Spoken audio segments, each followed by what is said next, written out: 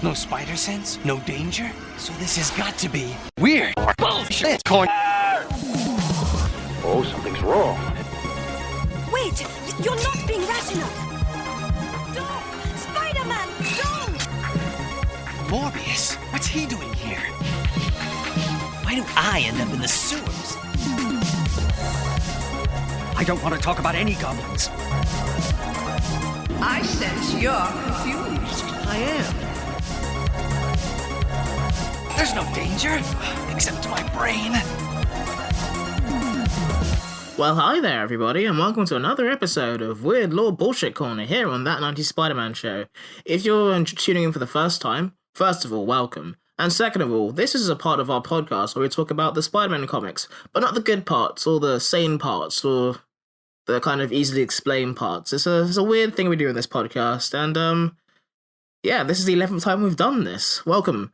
My name's Henry, I'm one of your hosts this evening, and alongside me, as always, is Jack. Yes, and that was actually a really good explanation of it, because it sometimes is good, but it's very rarely sane. It's almost never sane. It's almost always weird. I mean, like, I think the branding on it is, like, yes, on point. Oh, yeah. Yeah.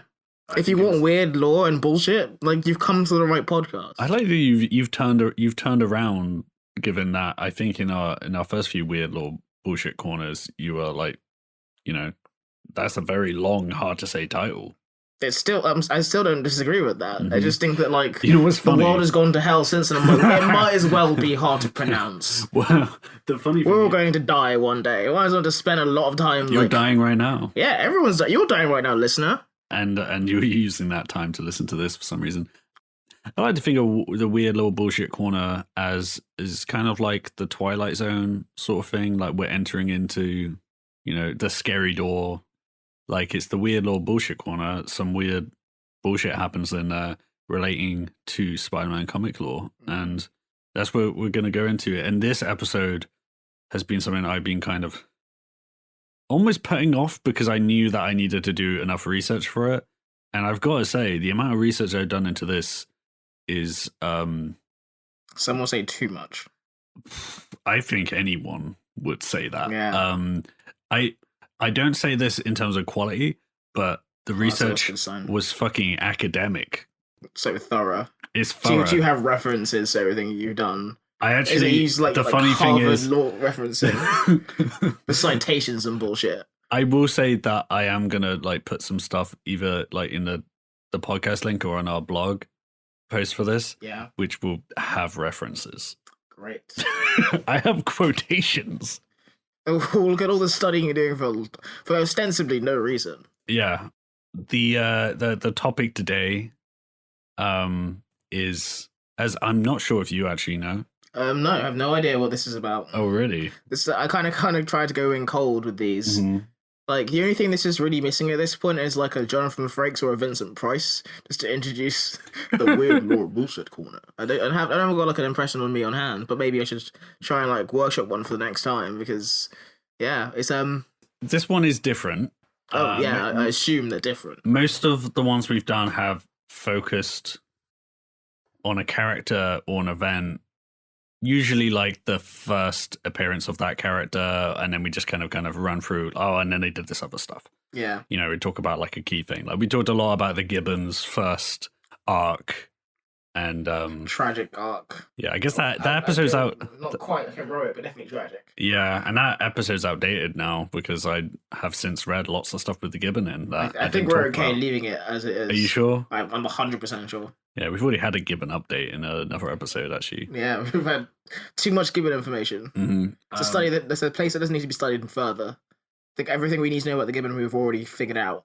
Okay, so this time, right? This episode is tentatively called "Who the Fuck is the Hobgoblin?" Oh, great. It won't be called that because last time I put a swear word in a podcast description, we got blocked by Apple for a while. Oh, They just disqualified our podcast. So I think I put the word bullshit in. Oh, really? Yeah. Aw. Apple. So I don't know what this will be called, but Yeah. it will have the very long Weird Lore Bullshit Corner title in there, probably. I mean, like, What you should do to keep it on Spotify is put lots of code misinformation in there. And that's like, we don't have to worry about Spotify ever again. Because Anyway. that was a Joe Rogan joke for you guys in the future, knowing what the fuck I'm talking about. Joe Rogan. I'm assuming by now the President of the United States. Anyway, so this isn't about Joe Rogan or about COVID misinformation or about the President of the United States. It's about a Hobgoblin, who I'm assuming is none of those three things. No, but I like that you have to say assume because you never know what's going to happen. I never know. I've learned not to, like, be certain with anything in Weird Lore, because every time I make a stupid joke, you're like, oh, how did you know what I was going to say next? Yeah. The thing with this one, right, we'll see where we go with this one, but... Okay. but one of us has to have some certainty. Okay, but we'll start off saying, for one thing, Hobgoblin. We've been talking about Hobgoblin a lot because he's featured heavily in this animated series. Yeah, and so... Well, he has, but I don't think he's coming back. And we did, in, I believe his first appearance or his second appearance, maybe, we did, for our episode on that, we did, like, the comic history thing, and I just basically broke down the first issue or first couple of issues he was in. Mm-hmm. So I won't go super into that stuff. Mm-hmm. But basically, the Hobgoblin was created by writer Roger Stern and artist John Romita Jr. for the Amazing Spider-Man 238 in 1983. Basically, he was this mysterious criminal who gained access to old Osborn tech in one of his secret hideouts. And by this point, Osborn's like long dead, right? Yeah, this is like 10 years in like real life time. I don't know what in universe, because the Marvel timeline is... It's nonsense. It's very might as well slow. be Jeremy Bearimy. Yeah, exactly. And basically the idea was like, okay, so we're going to do this. We wanted to do another Goblin because we've had great results before. Yeah. The thing with the design, he was told to make him look more medieval looking. Why? I don't know. What an absurd note. If we're talking about absurd notes, it definitely gets more absurd because I'm like, that's normal. It's one of the longest running mysteries in the Spider-Man comics. Was his... Why he went medieval with it? No, whose note is this? Who it was, like who his identity is, and you know the identity from the show because that was revealed in like Goblin War. In Goblin War, yes. Yeah, which we covered as part of the podcast. Yeah, and I would say that, like, if you remember the identity of that person, it's not that person. Oh, I assumed it wasn't that person. Because the series was like, let's do this a lot more simple. Let's do the cliff notes of this bullshit. Yeah. He's also, I just thought this interesting randomly, number 57 on best comic book villains, the list put out by IGN. Of all time, or of just Spider-Man villains? Because one of those all is impressive. All comics. Wow. All comic villains. And he was ahead of Scarecrow and behind Dormammu in the list. I don't know enough about Dormammu, but that's kind of impressive. No, it's definitely impressive. I wouldn't expect... I do like Hobgoblin. Was the Gibbon even included? Huh? Was it Gibbon included? I don't think the Gibbon made the cut, I'm afraid. Yeah. Maybe I should make a list just so I can put the Gibbon in it. I don't know what that list would be. Like, it would be the very first entry because it'd be like, oh yeah, I had to put him in somewhere, but everyone else ranked above him. Like Gibbon-related Spider-Man villains. Yeah. And for some reason, there's like 4. Yeah. And somehow, like, they're all like behind, like, fucking Bane. Okay, getting back on track though, because that's something that we need to do. We definitely need to. I'm in the intro still. We're still in the intro. Yeah. Roger Stern, quote unquote, didn't want to put Harry through this crap again, which is why he didn't make Harry Osborn the Green Goblin, which would later happen several times. I don't think it already happened at this point, at least once. Roger Stern, quote, I called them fake goblins. One was Harry Osborn, who wasn't really the Green Goblin. He had a psychotic episode and thought he was the Green Goblin. And the other was Harry's crazy psychiatrist, Bart Hamilton. These two guys weren't the real Green Goblin because neither of them were super strong. How did they avoid horrible groin pulls when they were flying around Manhattan straddling a jet engine? I don't think groin pulls are like the biggest problem here with flying a glider around Manhattan. I don't know, but like as soon as I read that, I was like, you would, right? You're standing, but like at a stance, like you're about to do a squat, and if you're on a glider and you're flying at like 100 miles an hour, just holding that stance. And if you lose your grip for like half a second, you fall with like 4,000 feet to your death. Yeah, I think you get off that glider and like you're like Homer when he has rickets in The Simpsons. You gotta like straddle an ice bath. You gotta like fucking walk away like Zoidberg when he's like been stressed out. Like whoop. You would look like him. You'd walk around like a crab. That guy's the Hobgoblin. He walks like a crab. Yeah, and a funny thing he also says, I was not into bringing dead guys back, and it never occurred to me to bring Norman back. I mean, like, he pretty much mega died. I don't know how you go like, oh yeah, he got stabbed through the heart. But he's fine. Editor's note, he was fine. Unlike Norman, who was as crazy as a soup sandwich, this guy would be frighteningly sane. A megalomaniac, sure, but he knows exactly what he's doing. He doesn't do stupid things. He does coldly rational things, which makes him even scarier. And I actually think this is why early Hobgoblin is actually fucking great, because it is like seeing someone slowly sort of like try and put together like a criminal empire, being like, wait, what if I did the Green Goblin thing, but I wasn't like a crazy asshole about it? Yeah. But still, like I guess a reboot of the Green Goblin. Yeah, a medieval reboot, you might say. But anyway, going to this comic history. I don't have anything else to go with. No, I was gonna like try and make it like a pun, like the Snyder Goblin, and I was like, that doesn't make sense. The Hob Snyder. The Goblin Snyder. He rides the Boblin. The Boblin. The Boblin Goblin. The Snyder Glider. Slider Hoblin. That's as good as I got, the Snyder Glider. Dawn of Justice. Okay, so as we covered before, in 238, this criminal called Georgie goes down to the sewers. He was pursued by an evil, like, you made this joke. By an evil clown. Yeah, you made this joke last time. Basically, he's in the sewers and he finds this old Osborne hideout, and then he shows it to a guy in shadow who then kills him and then takes all the tech. We all float down here, Georgie, because we all got goblin gliders down here. We all got rickets down here. Our groins are all pulled, Georgie. Someone bring down a physiotherapist down here, Georgie, because we need to get our groins iced. Do you think? Okay, no, that's it. I was just going to launch into a major spoiler for No Way. It's not. Well, we don't need to talk about No Way Home anyway. We did 2 episodes. I'm okay to not talk about No Way Home. Yeah, no, let's move on. I was just going to make a joke about curing groin pain with an injection. But okay, I'm going to just barrel through this bit. Like, there's loads of break-ins in Oscorp stuff. Because the one thing you want when you have all these like weird technologies just sitting around is terrible security. Yeah. Well, at this point, people don't know Norman Osborn was the Green Goblin. But he has fuckloads of these hideouts everywhere. Yeah.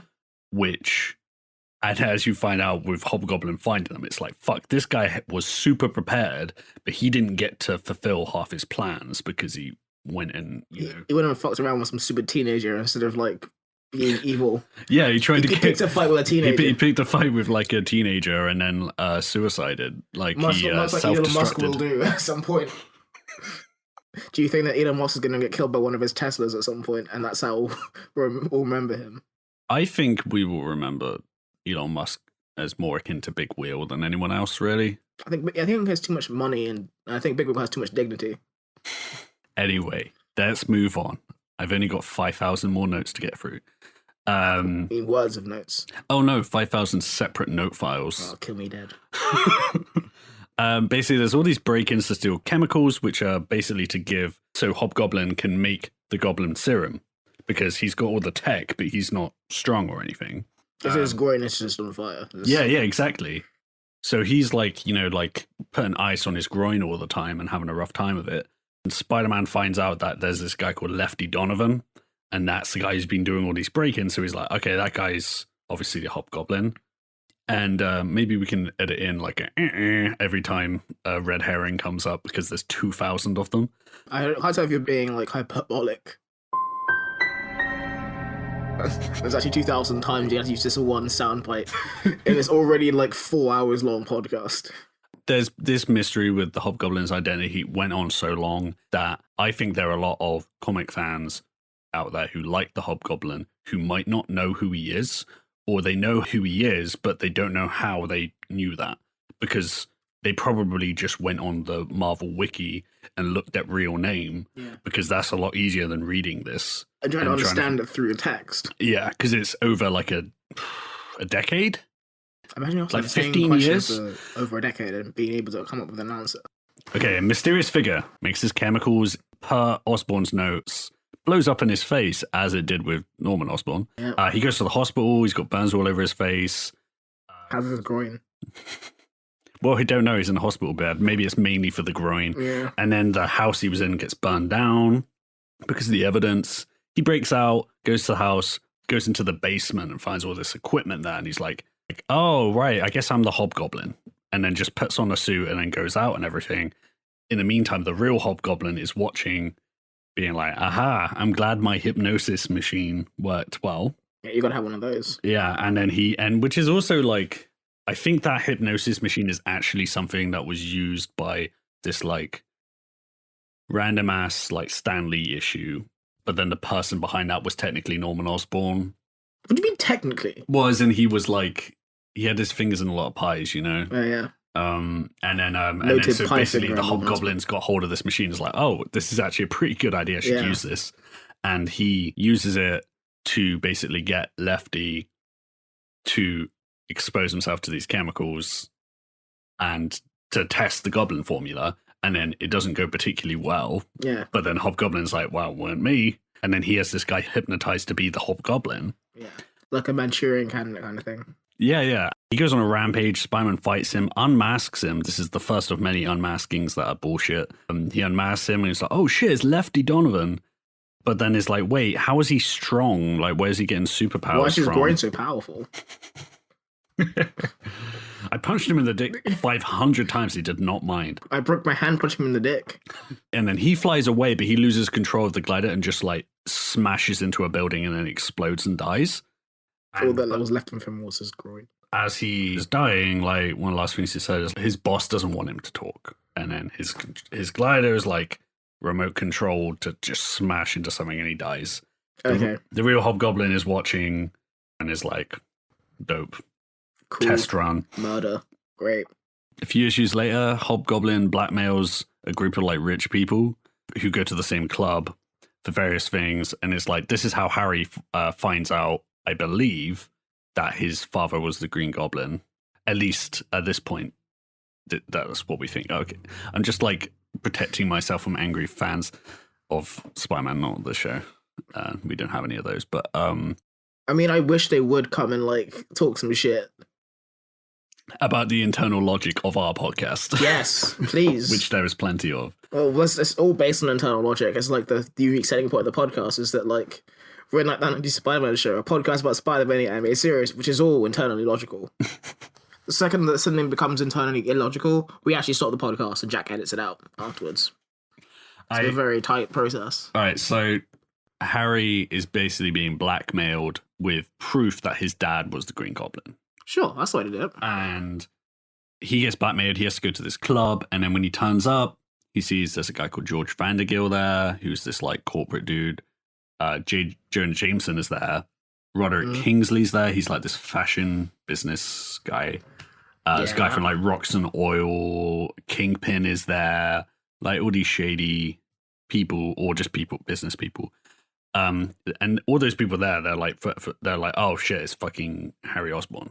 He's got shit on us from Norman Osborn. Yeah. But what it really is Hobgoblin has Norman Osborn's files and notes. Yeah. So he's just using it to blackmail everyone. And he reveals himself and he's like sat on a chair and he's like, okay, you guys all, I'm going to group blackmail you guys all at the same time. Everyone gather around so I can blackmail you easily. Yeah. And then Harry gets mad and attacks him and punches his head off. And it turns out it's a robot. Yeah. Okay. Harry's like, okay, this guy must have known the club well. Peter's like, he must be a member. And then he's freaking out as well because he's like, in his notes might be my identity. So it's a matter of time before Hobgoblin finds out who I am. At this point, he's found the journals and he knows that Spider-Man's identity was something that Green Goblin was planning to figure out. But they end up having a fight, him and Spider-Man, and a fire starts and all the notes get fucked up. Yeah. Okay.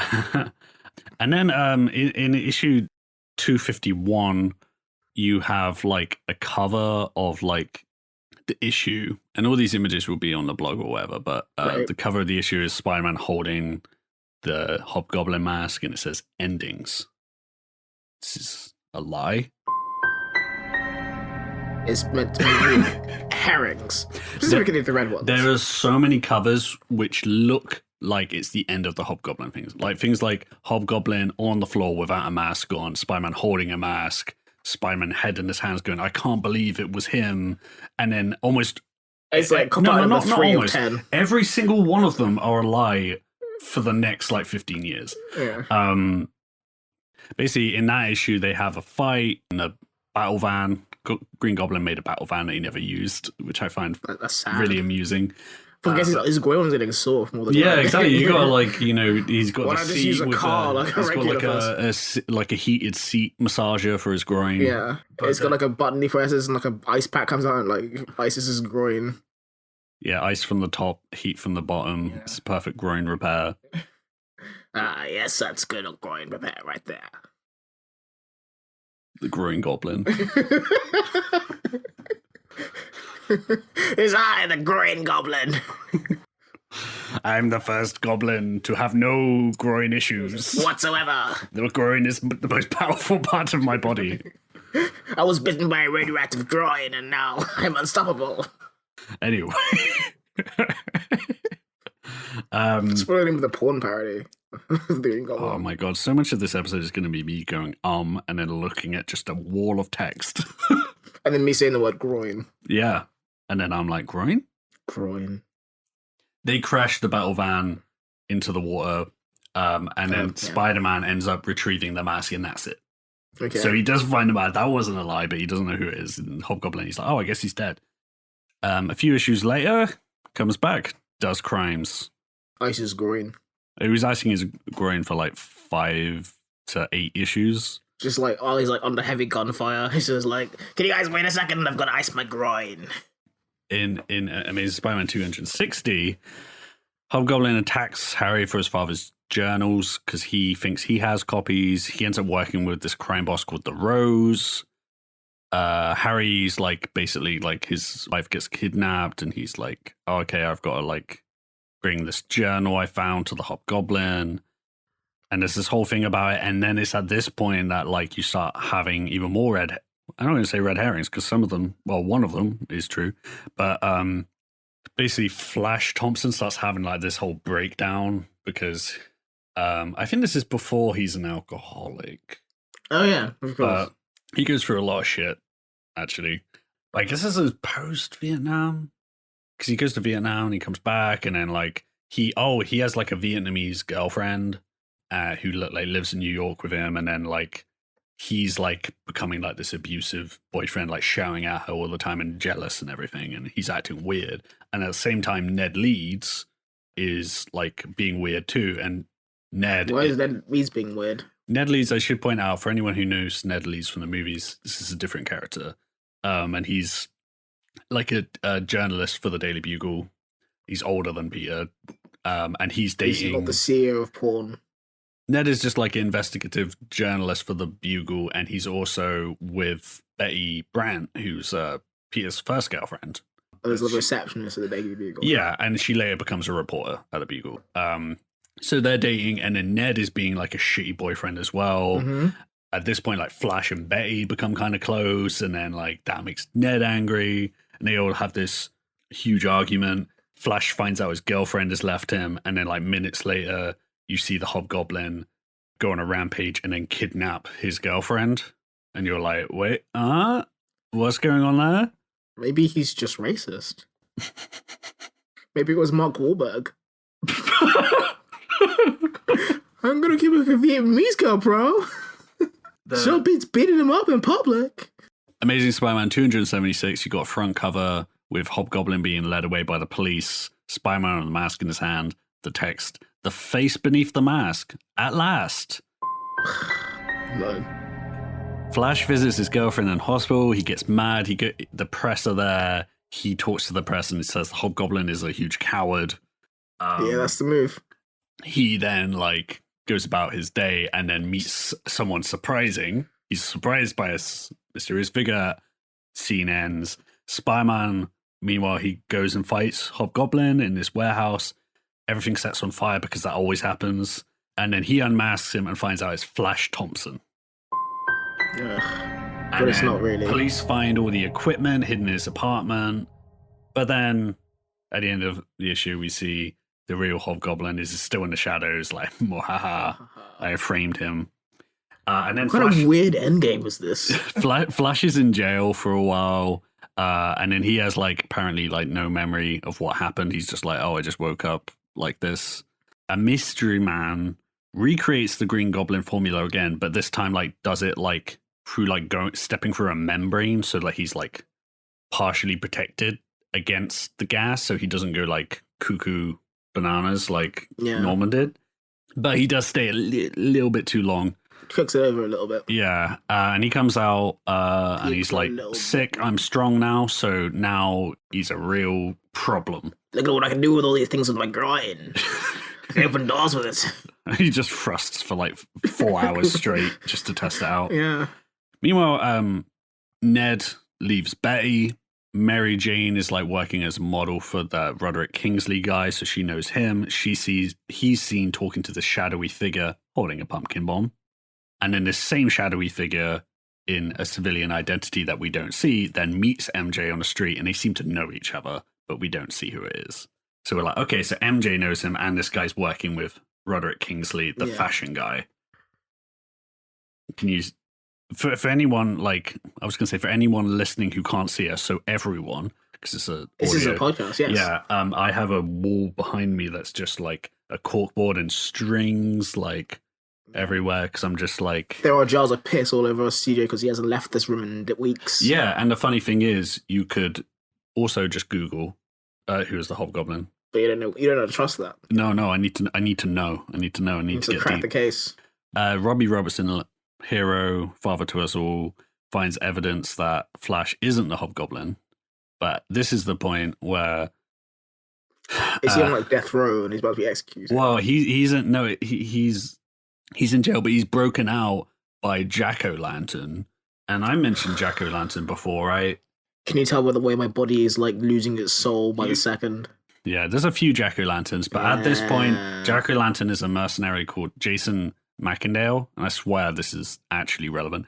And he has like a pumpkin head, like not a real pumpkin head. He's a guy. Pumpkin. He's got a suit which has the appearance of like being a pumpkin, like a Jack-O-Lantern thing with the face on it, and it's on fire, like Ghost Rider. And cool. And then he horrible fire hazard, but cool. Has all this tech inside the pumpkin. So make sure he doesn't, like, burn alive. Yeah, literally, I was reading it earlier. There was, like, a long description of how he doesn't burn alive by having his head on fire all the time. Why didn't he just not have his head on fire? I think it's an intimidation thing. But anyway, he also has this platform, which I'm still confused by, because I try and find stuff on this, and, you know, there's a lot of lore to find on the internet, and he has, like, it's called, like, the Jack-O-Lantern's platform, and it's just like it's like a cone, and it looks... I used to think he was like a floating glider thing, you know, like a hovering board or something, like the Goblin glider, or specifically the cone version of the hoverboard that James Franco flies in Spider-Man 3. And but it doesn't actually fly. It's like it like bounces around, so it's like a pogo platform, and he's like bouncing around, and it's like he's riding around on Captain America's shield or something. I don't know what to make of it, because he just stops using it because it doesn't make any fucking sense. Do you reckon him and like Hobgoblin had a fight once, and then like Jack-O-Lantern's like, well, my costume and my equipment is much more advanced than yours, and Hobgoblin's like, I just have the groin problem, and he's like, groin problem? And then he's just like groin pulls and he's defeated. Yeah, I mean, he does solve the groin problem technically at some point. But Jack-O-Lantern busts Flash out, and then Flash is basically like homeless for a really long time. Yeah, because he's like trying to prove, but it's just basically other plots going on because they're keeping the thing extended for so long. And there's a great bit actually where Flash Thompson like eventually just goes over to a police officer and goes, "I'm Flash Thompson. I've been accused of being the Hobgoblin. Please take me in." And then the cop is like, "Get away from here, you drunk." Like, fuck you. And then he's like, "Oh, okay. I guess I'm going outside again." That's when you get a rivalry starts building between Hobgoblin and Jack-O-Lantern. Yeah, like I predicted. Yeah. I thought that joke was too stupid to be fucking real. Why else would I bring Jack-O-Lantern in? Then in Amazing Spider-Man 288, Ned is going to Europe for this like big story for the Bugle. Uh-huh. There's also this photographer who's like a rival for Peter called Lance. Like Lance Bass. I can't remember what his name is actually. Lance something. Anyway, Lance Armstrong? He's following Flash around because he finds out he's still there. And then he's like got loads of photos of Hobgoblin that he got from Ned Leeds. And you're like, why has he got that? And then he follows Flash back to Betty's place. Flash goes to meet Betty. And then when he goes in, he's attacked by the Hobgoblin. The Hobgoblin unmasks himself to Flash. We don't see who it is. Betty comes home, sees this person, and then faints. And then later says that she can't remember who she saw. Because, yeah, that sounds like something Betty Brant would do. And presumably, also, I think Flash also forgets. Yeah. It's traumatic. Then Horrible groin. And then some weird stuff happens. We get this thing, an issue. We get this one-shot series called Spider-Man versus Wolverine. And this is like the trip to Europe that Ned needed to go on. You know, they needed a photographer as well. So Peter goes, and then while he's there, he ends up like fighting Wolverine, I guess. Well, Wolverine's there, and there's this. I won't go into it, but like, there's this. And then he goes into it. There's this spy who has been linked to these murders. Like Wolverine's like personally involved. Peter ends up going out with Logan, and when he gets home, Ned Leeds is pretty rough. I get in my notes. I describe this as a profoundly depressing issue. Oh, great! Looking forward to it. Yeah, and basically, Peter goes out, and then he comes back to the hotel room, and he finds that Ned is tied to a chair with his throat cut. Oh shit! So Ned Leeds straight up is murdered. And Boy, Dead Leeds.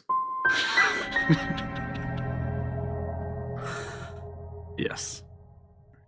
This is also the issue, which I almost did a separate weird law thing on, but it's not like a big thing. But there's basically this woman who's like, that Wolverine has a personal relationship with, and then she's like, please kill me, I need to die. And then Wolverine's like, I understand why, but no. And then Spider-Man's like, what? Murder? I don't want murder. She's like to one side while Wolverine and Spider-Man are like fighting and stuff. And then she comes up and like tries to like attack Spider-Man from behind, and he like punches her in the head and she dies. He punches her in the head and dies. Oh no, she dies, not him. He punches her in the head and then he just dies. He reflexively turns around, punches her. Instinct. She straight up dies. No bullshitting. She's dead. Spider-Man has to go home traumatized because he has accidentally killed someone because she did it. And Wolverine's like, don't worry about it. That was suicide. She was like, she wanted to die and she wanted you to kill her. So she did something knowing that your strength would, like, not work on her. And but then, Spider-Man still has the guilt of killing someone. Yeah, you know, it's more of a like murder than like catching like Gwen Stacy awkwardly. Yeah, it's an assisted suicide at best. Mm-hmm. Yeah, I don't know what you call that when your assistance was not like consensual. It's like involuntary manslaughter, right? Yeah, I guess. And then obviously like the issue ends with like Peter goes back to the US and he meets JJ, who'd sent them out for the assignment, and he says, so where's Ned? And that's like the end of the issue, and it's like, wow, what a fucking bummer. Spider-Man goes to Europe and kills someone, one of his friends dies. Yeah. In Amazing Spider-Man 289, which is another cover showing an unmasking with the text, the Hobgoblin revealed, not a trick. This is the issue you've been waiting for. So it's a trick. It's bullshit. Of course it's bullshit. Okay, so there's this... We're definitely going to get distracted by this. There's a villain called Foreigner. Does he want to know what love is? You know what? I think he does. Does he want Spider-Man to show him? No, he wants Silver Sable to show him. But anyway, this Foreigner guy, he's like a mercenary assassin, crime boss, international dude, and he's a bad guy. He doesn't have a known name, I don't think, or origin. You don't know where he's from, but he looks like a white guy, and he has apparently has a British accent. So, but like, you don't know if he's actually from England or what. But Yeah. he's just called foreigner. He's just put out a hit on the Hobgoblin, and then he gets a call saying it went through. And he's like, Peter and the Bugle staff are at the airport where Ned's body's being brought in. Bear in mind, this stuff happened in a spin-off like Wolverine issue. So if you're reading the main series, you're just reading and blah blah blah. Oh, they're gonna go on this thing. Oh look, and then, this guy's dead. Yeah, he just come. Oh, Ned's in a coffin now. What the fuck happened? Comic books. The only story medium where they actively don't give you information. Things will just happen in different books and you just won't know. I guess they got a little editor's box saying, go buy this. Go buy this. It's like having an ad in a book. Peter feels guilty because he thinks that people were looking for him and then they found Ned and killed him. And then he looks up and he sees the Hobgoblin is watching them from above. And he's like, what? Then Fisk, Wilson Fisk is involved. Kingpin's mad at Foreigner for killing Hobgoblin without letting him know.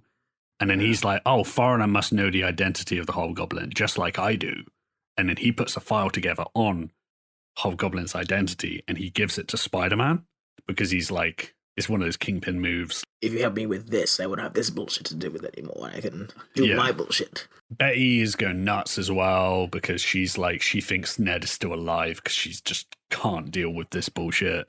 Yeah. Flash is still homeless. It's all around a great episode. Spider-Man goes to Kingpin. He gets the files that show indisputable proof that Ned Leeds was the Hobgoblin. But it turns out that Kingpin's intel was bad, or this is some kind of weird trick. Well, when they go into it, right, Ned Leeds was driven by a sense of like powerlessness. He didn't feel like he was enough for Bay. He was insecure. And then when he was killed, he was blindsided and killed by these terrorists that were hired by a Foreigner. And he was killed, and then all his equipment and stuff was stolen. He was actually in the Hobgoblin costume when he was like, whoa! And then they reveal it in the panel of like, they show people entering the room to kill him. And then he's there unmasked in a Hobgoblin suit, like surprised. And that was the big reveal. But it's somehow going to be bullshit. And then he was killed, his equipment and everything was stolen. And then all that shit was given to Jason Macendale Jr., a.k.a. Jack-O-Lantern, apparently as a lark. Oh yeah, shits and giggles. That's like the only reason I commit murders. This new Hobgoblin is kind of the same, but he's like got like he's a bit tattered, like he's a bit even more grey. Yeah. He attacks Spider-Man. Flash Thompson saves Spider-Man. They're seen together, and then Flash gets cleared of being a Hobgoblin. Peter is like, "Wow, this is clearly a new Hobgoblin." I believe he finds out it's Jason Macendale, or he doesn't know. I can't remember, but like at this point, he's like, well, Ned Leeds was the original Hobgoblin. Now he's dead. Everyone thinks that Ned Leeds was a great guy, and then he got killed. So I'm not going to tell anything, because that always goes super well when Peter withholds information about a goblin's identity. Yeah. When's the worst that can happen? I don't think I've ever come across this problem before. This is the right course of action. From 87 to 97, basically, Macendale was the Hobgoblin. And his story is stupid as fuck, but I'll just breeze through it. He's got the Hobgoblin like armor and everything, and then he gets a formula from Calypso, who's like, isn't it like a mutant? No, yes, but this is a different Calypso, I think. Yeah. Calypso, who's like with Craven, but then Craven's dead at this point, so it's like, he fucking suicided, didn't he? Yeah, and then Did the old Ernest Hemingway? Yeah, he did. Calypso wanted to give this serum to like Craven's son, and I think he ended up not having it, and then for some reason Jason got it, and then he got this super strength from her. But then also there was this crossover with an X-Men storyline called Inferno, where like all these demons got like loose in New York City, and it became like a demon city for a while. Oh, like modern day, And basically, Giuliani's term. In this crossover, Macendale was imbued with demonic powers by Nasteria, who's like a demon. Sure. And like gives him it. But then in addition to getting like power of hellfire and increased strength and speed and everything. And groin. Yeah, stronger groin. He gets like disfigured. His face is all fucked up, and he looks like his actual face looks like that of a goblin. Well, it looks like the Hobgoblin mask specifically, but like, you know, with teeth and like a long That's kinda tongue cool. and shit. And it also makes him a bit crazy as well. Yeah, as one would with demon powers inside of you. Like years later, he purges himself of all the demonic powers. The thing with Calypso never comes back. Comic books, ladies and gentlemen. And then it's the late 90s, so he gets revamped with cybernetic implants. So he's got like A cybernetic groin. cybernetic groin and like, you know, like a eye thing. So he's a bit more I like cyborgy. Kano. Yeah, kind of like Kano, actually. And that is where it was left until Roger Stern, the original writer, Still alive. still alive, yeah. He and artist Ron Friends got together and made a 3-part miniseries called Hobgoblin Lives. And this is the one that is like, okay, let's figure this shit out. Yeah. Get lots of mail about groins. And the thing about this whole thing, right, is that like these issues actually come with like source pages. You know, that's the last time on part of it. But it's like a full spread, and it's like 1984. This one small event happened in Amazing Spider-Man 212. First appearance of this guy. And it's like they've looked through panels from decades to put a bibliography together to be like, the things we're referencing did happen, I swear.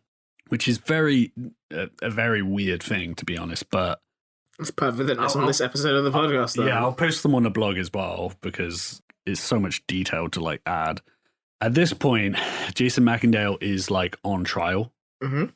Most people think that he was the Hobgoblin the entire time. Yeah, why wouldn't you? Yeah, because you would just think that the Hobgoblin was doing some shit. He got into some weird shit in the 90s, as did most people. Yeah. And meanwhile, like a reporter just died. Yeah. Different story. Happens all the time, sadly. Betty is traumatized, obviously. Yeah, happens all the time. She said she never saw the face of the Hobgoblin when he unmasked in front of her, but it turns out it was like a repressed memory, and she said it was Ned. I did see, and it was just like so traumatizing she blocked it out. Mm-hmm. There's this other reporter who's called like Jacob Conover, who lent all these files on Osborn and Roxanne and all this shit to Ned before he died and never got them back. So there's another thing there where you're like, okay, so Ned had all these information on the people that were blackmailed, so maybe that was Ned. And then it turns out that JJ had secretly tasked Ned to research the Hobgoblin. Okay. There's another thing going on where I mentioned a guy called the Rose, right? I think you did, yes. He's like working with the Kingpin, he's doing boss stuff. He's the guy that like Hobgoblin has worked with. Okay. When he was doing his crime shit. Is he meant to be like the fucking janitor in the animated series that he like infiltrates Crime Central with? He's kind of like the Herbert Langdon or the Alistair Smythe in terms of like being the number 2. It's kind of being, but he's like, kind of doing his own abused by thing, and Kingpin. he's trying to fuck over Kingpin. And he wears like a mask, and no one knows who he is. There's a whole mystery there. Spoilers. Please don't get into it. Well, I have to go into it a little bit. The Rose identity. the Rose ends up being Richard Fisk, aka his son. the son of Wilson Fisk. And I will not get into Richard Fisk because that is the least confusing thing about him, is that he was a guy wearing a mask called the Rose. He turns up to Ned's funeral, and we find out from his conversation that basically he and Ned were partners. He knew he was the Hobgoblin, Ned knew he was the Rose, and they both wanted to end the Kingpin's reign, and they would like help each other out as like, you know, with Ned being able to be on the reporter side and the Hobgoblin side, and sort of work on that. And then there were other people who knew about Ned as well. Like it turns out like Roderick Kingsley knew about Ned, and this corrupt cop called Keating, you know, they're arguing about, because they're like, we let him do what he wanted and he went out of control because we thought he was like, he got like too involved in the crime side of things or whatever, you know, he got corrupted. Mm-hmm. But back in this like Hobgoblin Lives thing, right, Macendale is given a guilty sentence, and then on the way out he's asked by press, like, are there more than one Hobgoblin? Like, were you the second? Were you the first? He says, yes, I killed the first. And then he points at Betty, who's there, and he says, it was Ned Leeds, her husband, which like sets things off the rails, because now all the press are after Betty Leeds saying you're husband was the Hobgoblin. What the fuck? Then we see Roderick Kingsley. He's arguing with his twin brother. Yep, okay. Called Daniel, who's like, he kind of looks like Roderick. He's a twin, but he's bald. So he looks like he's distinguishable. And then they're like, oh shit, what if this Ned Leeds stuff comes out? We're going to be boned. You know, Roderick's kind of like, chill out. Everything's fine. Shut the fuck up. He's kind of an asshole to Daniel. Pete's talking about it with MJ. MJ points out, like, wait, 4 people attacked the Hobgoblin and he died. Couldn't the Hobgoblin have taken 4 people? And then Peter's like, wait, actually, what the fuck?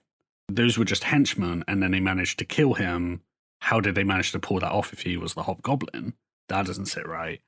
Meanwhile, a hooded man visits Mackindale in his cell, tells him, I allowed you to play the Hobgoblin for long enough. How did he get in the cell? Huh? Hey, boy, just let me in. I'm one of you. He's the Hobgoblin, man. Well, he's a mysterious man, I mean. He's a hooded man saying, like, you've been the Hobgoblin long enough. It's time for me to assume identity again. And he calls him an embarrassment and then says, like, even Look you... at your pathetic groin.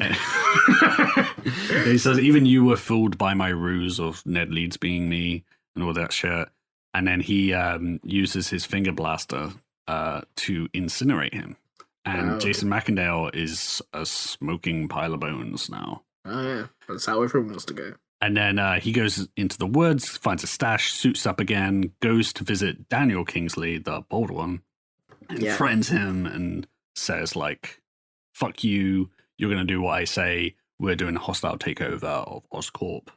Okay. And then so there's all this corporate shit going on as well. In the second issue, Kingsley arrives to speak to Hobgoblin, like Roderick Kingsley, but he's threatened by the Hobgoblin with, like, the brainwashed device. He's like, you do what I say or I'm going to make you do it anyway. The recording of Mackindale being killed gets out to the Bugle, and they're like, oh shit, it wasn't Ned Leeds then, according to this guy. Then the Hobgoblin, like, ends up burning down this factory that's trying to, like, fuck over the hostile takeover. And then MJ has dinner with Roderick Kingsley, but he's called away by his brother Daniel, and MJ is a bit surprised because Roderick is, like, being, like, super meek to Daniel, even though Daniel's the bald one and therefore the less respected one. Yeah. Well, no, yeah, because she's like, oh, normally he's abusing his brother. Now his brother's abusing him. That's weird. Betty goes on TV and says, I can prove that Ned is innocent. Hobgoblin turns up to kidnap her. Yeah. And well, I guess that kind of works. And, you know, defeats Spider-Man, drops him in a river.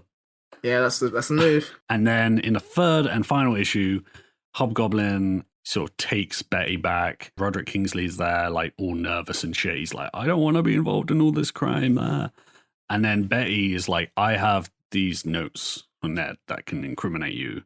I'll give them to you, but only if you explain to me your connection with Ned. And then Hobgoblin goes, let me tell you a story. Now, this is all about how my life got flipped and upside down. Yeah. It sounds like Will Smith the whole time. And he says, remember that time when I, like, crashed my battle van into the Hudson? That was when I first met Ned Leeds, because I swam to the shore and I was all fucked up and I lost my mask, so I got, like, a coat from a homeless man. Okay. And then covered my face with it, I guess. Oh no, this thing smells of piss. And then he's being tailed by Ned.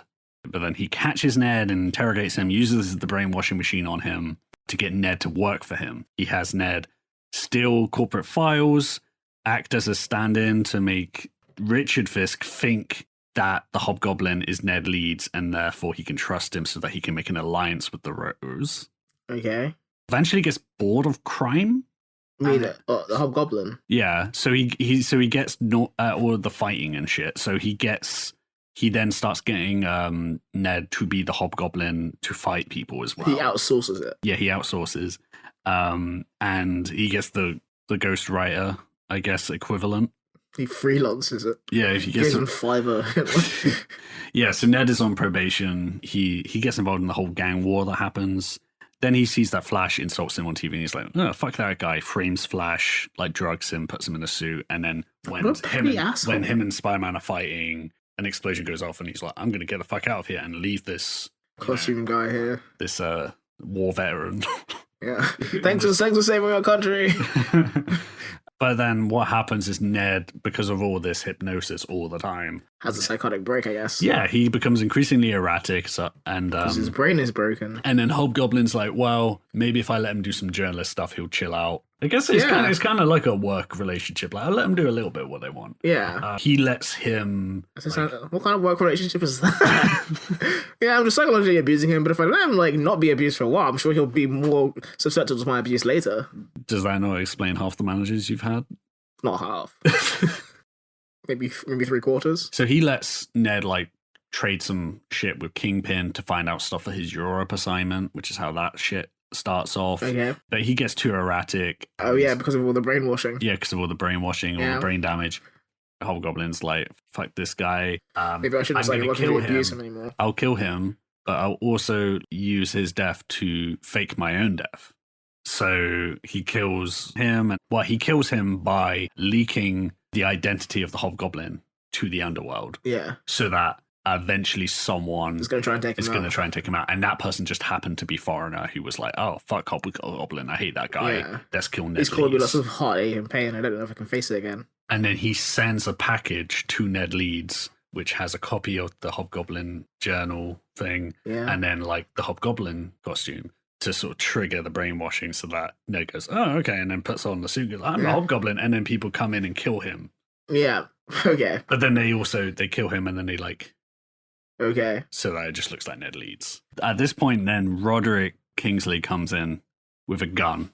Yeah. And he's like, fuck you. I'm sick of this shit.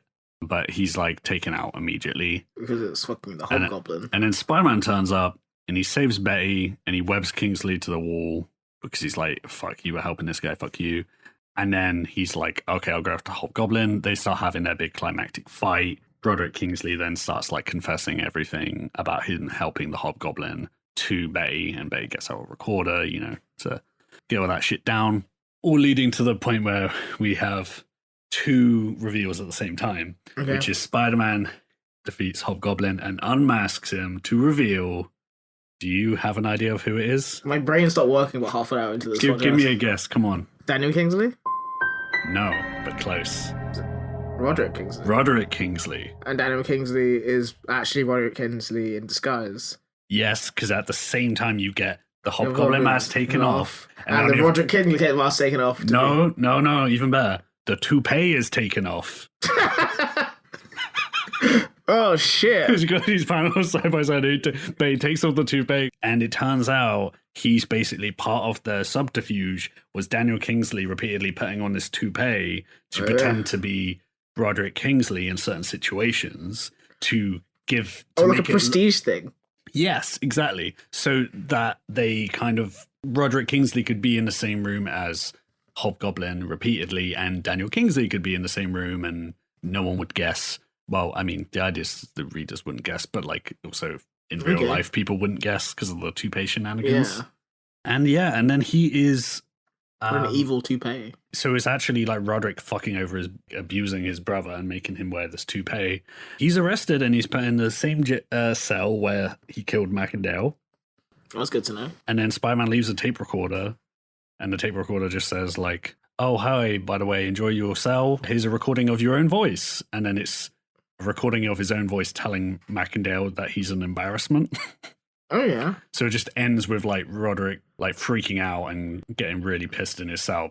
That's one way. That's a kind of sadistic way to go. And breathe. And that is who the Hobgoblin is. Wow. I don't really know what to say beyond that. Long pause. And then No. Okay. Kill me. That is who the Hobgoblin is. He was Roderick Kingsley the whole time, but a lot of people thought it was Ned Leeds for a while because there was a lot of issues saying it was Ned Leeds and giving you all the reasons why he did it. Yeah. You get like all this background with like the Rose and everything of how they, and it was kind of a compelling story of like seeing how this guy kind of went off the rails or whatever. Yeah. But it also like was done in such a weird way because you get the death of Ned Leeds before you get the reveal that he's the Hobgoblin, and the death happens in an issue that isn't like a mainline Spider-Man comic. Yeah. Which is just so bizarre and confusing when you're reading. This is why it took me a long time to put this timeline together, because it's having across like 4 different comics at all times, and no one is communicating. But another reason I wanted to talk about this was because of the behind the scenes bullshit. Oh, there's more? Okay. Believe me, Alright. the thing that I enjoyed, right, was the fact that, like, that's your who is the Hobgoblin, right? Mm-hmm. But then there's the why.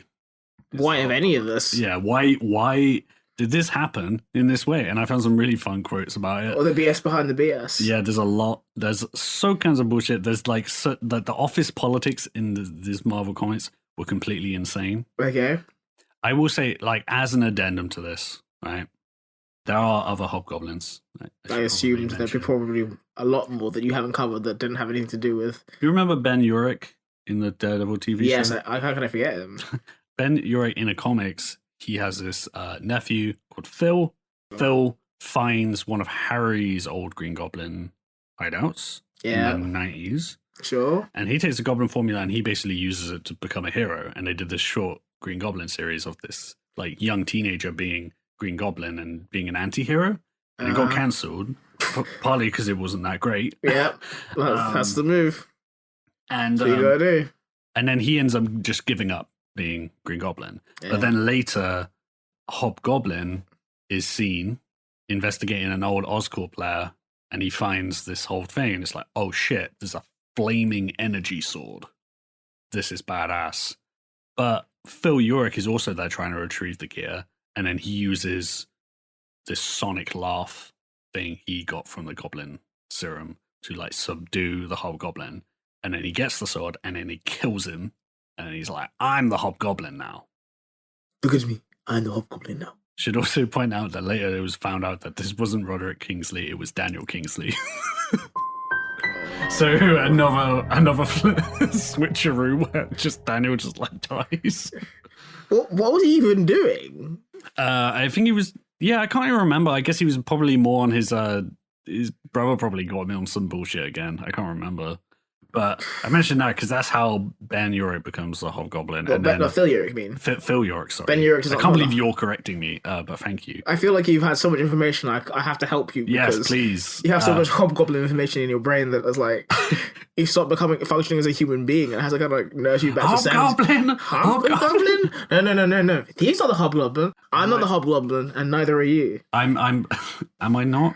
No. It's me like I'm like Charlie Day in that episode of It's Always Sunny, where he's pointing at the board going, Carol, but I'm saying Hobgoblin. Yeah.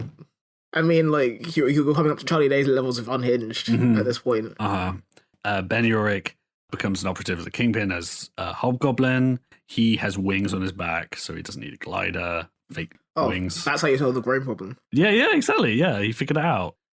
And then he becomes a villain. He's an asshole. And then actually in Superior Spider-Man, when obviously it's like Doc Ock is Spider-Man, in his brain, Yeah. he's a bit more rough with villains, including punching Scorpion's jaw off once. I mean, that's the move. He gets annoyed at Hobgoblin and he plants traces on him and finds out that it's Phil Urich, and then publicly reveals the identity like on a big screen in like Times Square or something, and just completely fucks up Phil's life. Yeah, he does a Mysterio. He's like at the Bugle, and then he finds out that everyone knows he's the Hobgoblin, which was pretty fun. Ish. And then he's caught, and then he's released by the Green Goblin's minions, who then dub him the Goblin Knight, and he becomes the Goblin Knight for a while.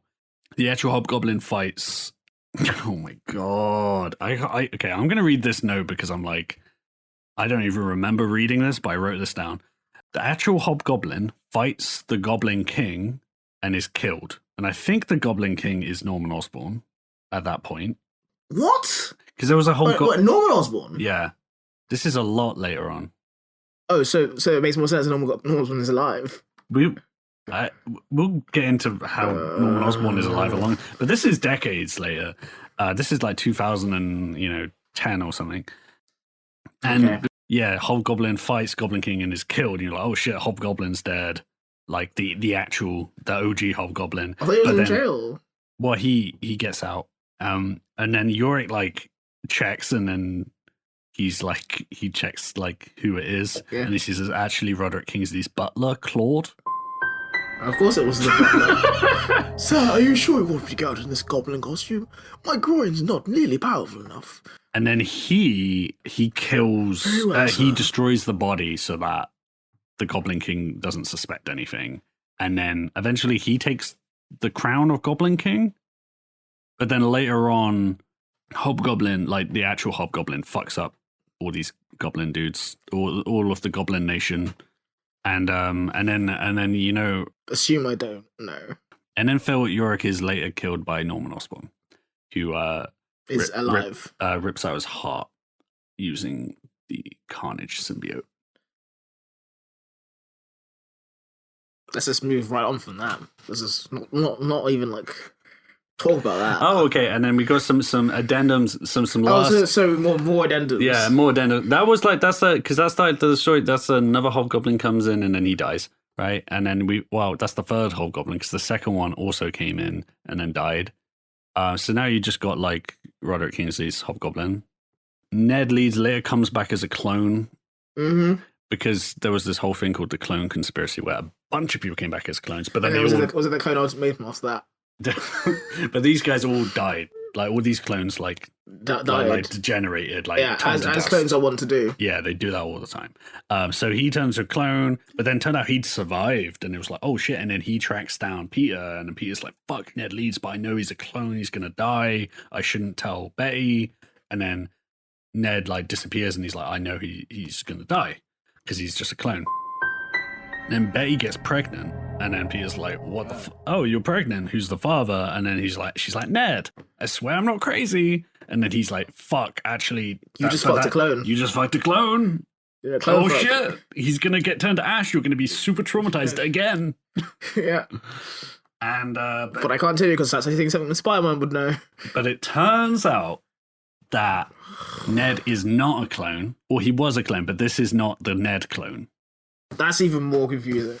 Ned actually, before his death, he took a bunch of the goblin serum and it brought him back so that he recovered from the injuries. So where the fuck has he been for like 30 years? Well, he crawls out of his grave and then he like lives, I think he's like homeless and he's like, oh, my life is destroyed, you know, because I think at that point there's the whole thing when people think he's a Hobgoblin, he's ruined his personal life and everything. His wife is traumatized. And then so he kind of hangs out in the back scenes, and I think he's doing like stuff to try and like get revenge on like foreigner who killed him and shit. Yeah.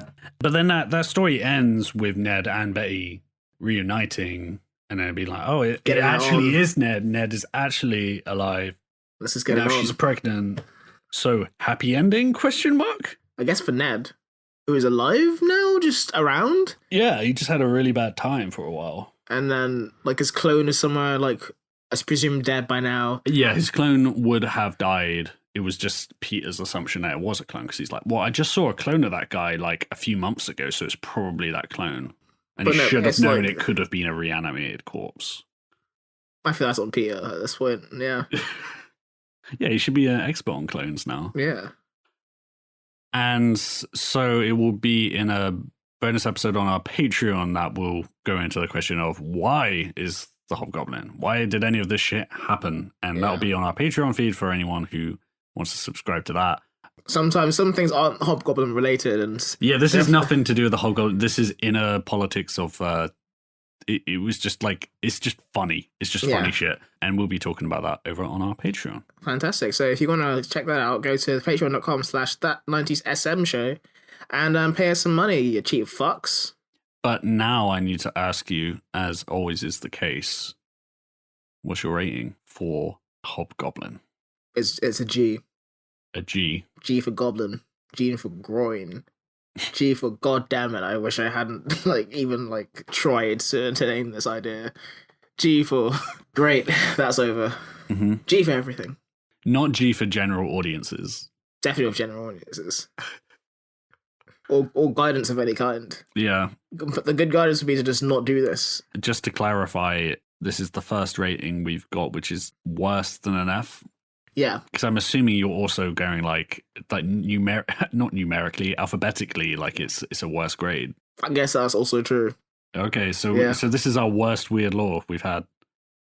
I mean, like in that metric, yes. I don't know how you define worst weird law because they're all kind of the worst in their own specific ways. Yeah. But this was like, I'm curious. it what transcends the marking scheme we've had so far, and it's like, do you know how like in GCSE like English or whatever you get like a E, F, and you get like a U for just unmarked? Yeah. This is kind of like that. But Well, it's a G. you can give it a U. No, I give it a G for groin and goblin.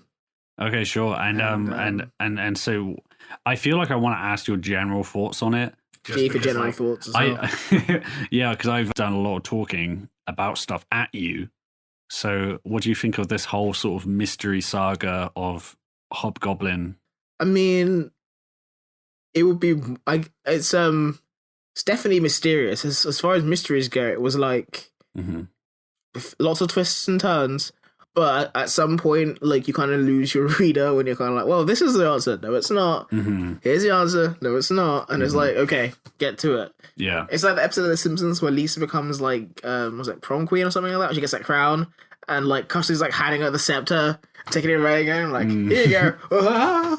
And he's like struck by lightning. And I kind of wanted to be struck by lightning after a while. Yeah. So your rating is G/I wish I was struck by lightning. Was struck by lightning. Yeah. I'll write that down. You better write that down.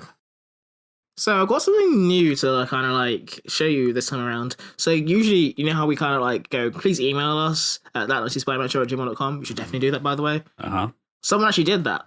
Oh, cool. And they actually had a question. Fuck yeah. So I've got a question for you, which I hope you can provide an answer to, because... Oh, no. So a bit of backstory to this question. This is from a guy on our email by the name of Chris WB, and he's kind of sent us a question back in December, that like month, and we never got around to it because we just had so much going on, but now we can actually get to it.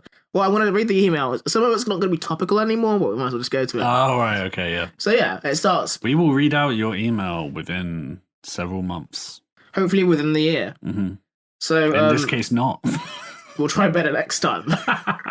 Right, anyway, Chris, he says to us, "Hello, Henry and Jack. As Spider-Man No Way Home draws near, I've been revisiting different Spider-Man media like the 90s animated series, and I stumbled across your guys' podcast. I've been listening to your backlog episodes over this past week, starting with episode 0, and I'm really loving it." Oh, thank God, because those early episodes, man. Yeah, I'm glad someone's loving it. Yeah, if you can get through those. Well, this must be a fucking dream, this comparison. Anyway, I find your episode reviews both interesting and incredibly entertaining. I've been doing my best to watch all the episodes in order, however. When I saw that you would cover the episodes featuring the Green Goblin, I did skip ahead a bit to those, as he has been always my favourite villain. I distinctly remember having a DVD called Return of the Green Goblin as a young child that featured the episodes The Sparks through Turning Point. Turning Point was especially interesting, as to my knowledge, it was the first time, or one of the first times, I ever saw a hero I loved truly lose, and the endings of the episode stuck with me for a bit. I imagine that I would have been even more shocked had I known just how much worse it was for poor Peter and Gwen in the source material, which brings me to the main subject of my email. I don't believe it's been mentioned on the show, but I was wondering if either of you were aware of the fan film The Green Goblin's Last Stand. It's a somewhat well-known retelling of Spider-Man number 121 to 122, directed and starring Dan Poole all the way back in 1992, way back before fan films truly took off. From what I understand, it was passed around and shown to various Comic Cons and conventions at the time. If you aren't familiar with it, I would highly recommend looking into it, as there is a fascinating little story behind it and the movie itself. While not without its faults, it's fairly impressive for its time and clearly a huge labour of love. I'd love to hear your guys' thoughts about it someday. Anyway, thanks for the great content and keep the good work. Sincerely, Chris. Thank you, Chris. Yeah, thanks for the email, Chris. That's really interesting. I have not heard of the Green Goblin's Last Stand, and I'm gonna watch that shit. We're gonna track that shit down. Actually. I mean, it's kind of like 90s Spider-Man content, so it's kind of perfect. It's kind of like what we do here. And I feel like worst case scenario, it's gonna be dated, low budget, and that sounds fun. That sounds best case and then, and then it could also just be great. Yeah, we loved that story. We talked about the night Gwen Stacy died, the comic, on our Patreon if anyone's interested in us talking about that comic stuff. But this is the kind of angle I've never really heard of before. I hadn't really heard of it when I read the email. No, I haven't really. I think I watched like one Spider-Man fan film on YouTube once, but I haven't watched many, and I haven't watched this. I will watch it though. It sounds cool. And as for the other stuff, like Green Goblin, if I remember right, I think I had the same thing. Oh, did you? Like I had the VHS tape of Return of the Green Goblin or whatever, and it had like I think it was black and it had like Spider-Man's face and Green Goblin's face like front on the front. Is it like the Netflix banner that I have on Netflix, where it's just like a blue background with the Spider-Man and the Green Goblin, but like a shitty Photoshop? You know what I'm talking about? Nope. Okay. You go on Netflix on another time, you'll be like, oh yeah, that shitty like poster they did for Spider-Man for Netflix. Going back to the thing they said about the episode, like, yeah, Turning Point is a great episode and think it's a very good adaptation of what Chris was saying, you know, about like seeing your hero lose, because that's the interesting thing about that storyline is he just unequivocally loses, and that was not a normal thing in comics. No. And it's not a normal thing in like children's cartoons, really. Yeah. So it affected me when I was younger, and I think it's a good adaptation of the story because I think it's pretty hard to kill Gwen Stacy in the same way you do in the comics and then make it like, you know, a Saturday morning cartoon. I think there's no way of doing that. Yeah. I feel like you're making a cartoon where like a woman breaks her neck. I don't think it's a Saturday morning cartoon anymore. I feel like you failed at that basic of tasks. Yeah, so I think they did it in the best way, and and obviously Green Goblin's great. And thanks for listening. He can't hear you. Oh, wait, he might be. Not right now. But oh, right, yeah, but no one can hear us right now. I can hear you right now. Oh, okay. Are you just talking to me? Are you not like talking to listeners? Whenever I talk on the podcast, I'm talking primarily to you and whoever happens to be listening. I have never spoken to you. Yeah. This is all a front. Yeah, no. I am an actor. he is actually an actor that I've paid a lot of money to have by my side through all these podcast things. Mm-hmm. And I'm like, I could spend this on like, I don't know, lots of different things to better myself, but I decided this is the best way to spend all of my money. Mm-hmm. But to get back on track, I guess, thanks for sending an email. And if you want to like have your words read out on a podcast like this, please do let us know at that90spidermanshow@gmail.com. That's all one word, no hyphens, you know how it is. And otherwise, I think that we're about to wrap up on this here, the Word Lord Bullshit Corner number 11. Any last words, Jack?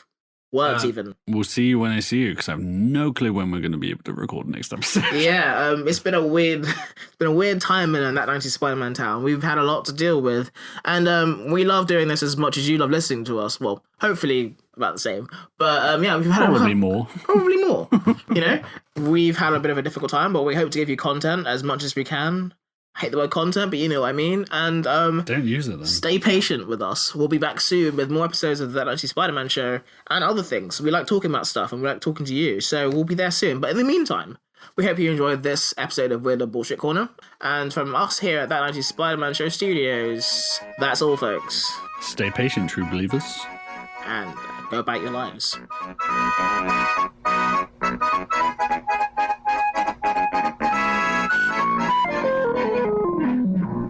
There's something wrong with my brain.